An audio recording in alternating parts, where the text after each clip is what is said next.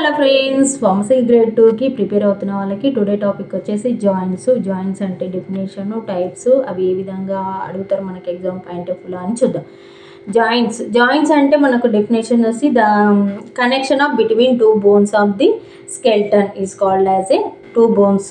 ఇట్లా ఒకదానికొకటి అటాచ్ అయి ఉంటే దాన్ని మనం ఏమంటాం, జాయింట్స్ అంటాం. దీంట్లో మనకు వచ్చేసి 3 టైప్స్ ఉంటాయి. ఏంటివి? Fibrous joints, cartilaginous joints, synovial joints. ఈ ఫైబ్రస్ జాయింట్స్ అంటే ఏంటివి? ఫిక్స్ అయిపోయి ఉంటాయి. ఈ ఫైబ్రస్ జాయింట్స్ ఏ విధంగా అంటే ఫిక్స్ అయిపోయి ఉంటాయి. అవి ఇక మూవ్ అవ్వవు, ఒకే చోటు ఉంటాయి. మనకి టీత్ ఉన్నాయి, ఈ టీత్ మూవ్ అవుతాయా? మూవ్ అవ్వవు. అవి ఇంకా అక్కడే ఉంటాయి, అదే ప్లేస్లో. ఏ ప్లేస్లో అయితే ఫిక్స్ అయి ఉంటావో అదే ప్లేస్లోనే ఉంటాయి అన్నమాట, మూవ్ అవ్వవు అనమాట. అలాంటి వాటిని మనము ఫిక్స్డ్ జాయింట్స్ అంటాం. అది వచ్చేసి మనకు ఫైబ్రస్ జాయింట్స్కి వచ్చేసి మనకి ఎగ్జాంపుల్స్ వచ్చేసి టీత్ అదే. Next coming to cartilaginous tiles. ఈ కార్టిలేజినస్ వాటిలో వచ్చేసి మూవ్ అవుతాయి అన్నమాట.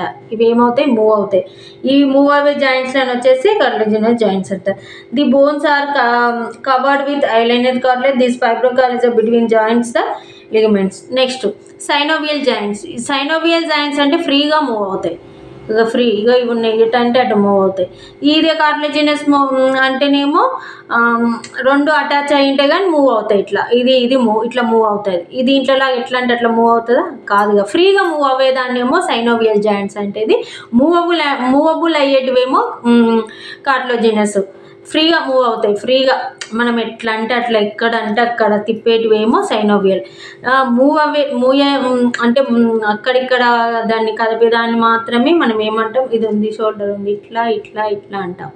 అది మూవ్ అవుతుంది కానీ ఫ్రీగా మూవ్ అవ్వదు. అవి ఇట్లా చేతులు ఉన్నాయి, ఇవి ఉన్నాయి, కాళ్ళు చేతులు ఉన్నాయి, మన ఇష్టం ఉన్నట్లు మూవ్ చేస్తాం. అది సైనోవియల్ జాయింట్స్. చూడండి మనకు స్ట్రక్చర్ చూడండి. ఇది వచ్చేసి మనకు ఫస్ట్ ఫైబ్రస్ జాయింట్స్ ఫిక్స్డ్ అనమాట, ఇంకా మూవ్ అవ్వవు. ఇవేంటి? Fibrous joints. ఇవిగో ఈ జాయింట్స్ మధ్య ప్లేస్ ఉందా? ప్లేస్ లేదుగా. బిట్వీన్ టూ బోన్స్ మధ్య ప్లేస్ ఉందా? లేదు. ఎందుకంటే అవి ఫిక్స్ అనమాట, ఇక మూవ్ అవ్వవు. ఇక ఇది చూడండి సైనోవియల్ జాయింట్స్ ఫ్రీగా మూవ్ అవుతాయి అంటే మనకు ఇంకా జాయింట్కి మధ్య మనకి ఏముంది? స్పేస్ ఉందన్నమాట. ఆ విధంగా మూవ్ అవ్వకుండా ఫిక్స్ అయ్యి ఉండే వాటికి ఎట్లుంటాయి అంటే ఈ విధంగా ఉంటాయి అన్నమాట. ఈ విధంగా ఇంకా మూవ్ అవ్వవు, ఫిక్స్ అయిపోయి ఉంటాయి. ఈ ఫిక్స్ అయిన జాయింట్ ఫైబ్రస్ జాయింట్స్. ఈ ఫైబ్రస్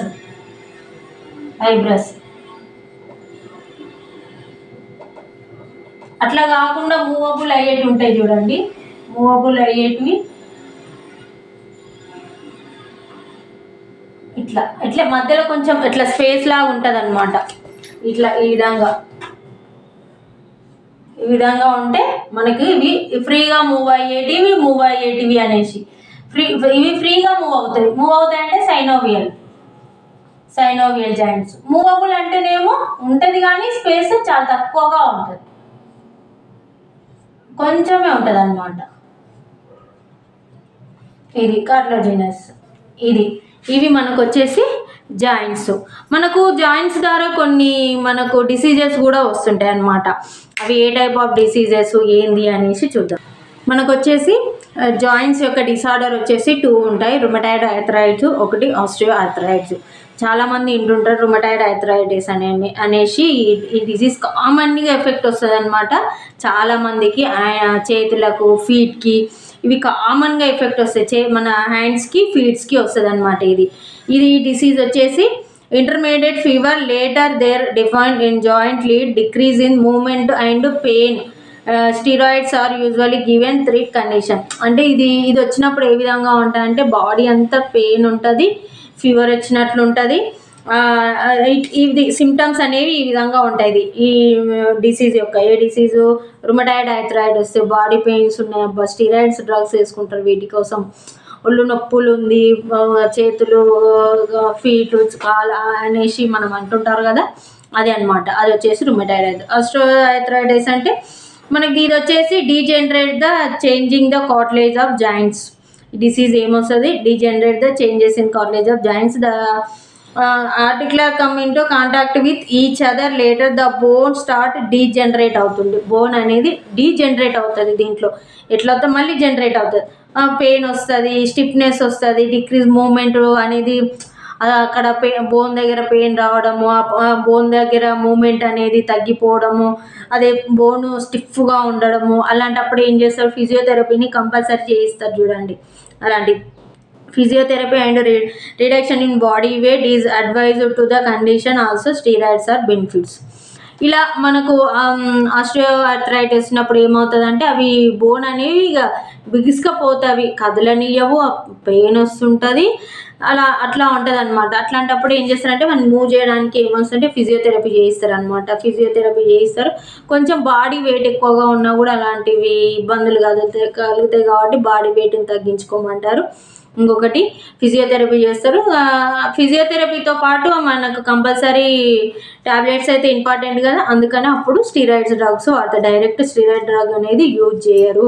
మనకు జాయింట్స్తో వచ్చే డిసార్డర్ రుమటాయిడ్ ఆర్థరైటిస్, ఆస్టియోస్క్లెరోసిస్, ఇది గుర్తుపెట్టుకొని. గౌట్ కూడా వస్తుంది. గౌట్ కూడా ఇది sodium urate crystals joints tendons people with high uric acid level due to the over production అవుతుంది, అంటే డిక్రీజ్ ద ఎక్స్ట్రిక్షన్ ఆఫ్, అంటే గౌట్ వచ్చినప్పుడు ఏమవుతుందంటే ఎక్కువగా ఎక్స్క్రీషన్ అయిపోతుంటుంది అనమాట యూరిన్ ద్వారా.